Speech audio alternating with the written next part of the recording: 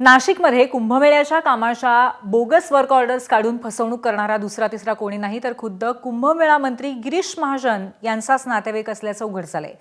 गिरीश महाजनांचा नातेवाईक असलेला तनय महाजन आणि नरेंद्र महाजन या दोघांना अटक झाली आहे। गिरीश महाजन यांनीही याची कबुली दिली आहे। कुंभमेळा काळामध्ये पोलीस दलाला जेवण पाणी यासह विविध वस्तूंचा पुरवठा करणाऱ्या 591 कोटींच्या किमतीची वर्क ऑर्डर काढण्यात आली होती। त्यावर प्राधिकरणाचे अध्यक्ष प्रवीण गेडाम यांची बोगस सहीही होती। जो मुख्य आरोपी आहे शकील नावाचा तो सुद्धा फरार आहे। अजून 5-6 आरोपीच्या मध्ये आहेत। एक माझा दूरचा नातेवाईक आहे पण तो फार वाया गेलेल्या सुरुवातीपासून पूर्वी पण त्याच्यावर अशा पद्धतीने गुन्हे दाखल झालेले आहेत। काय नाव होते?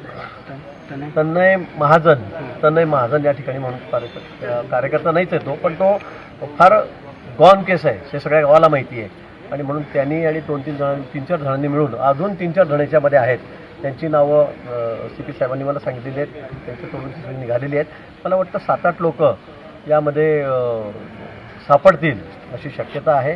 त्यांच्यावर अतिशय कडक कारवाई केली जाईल।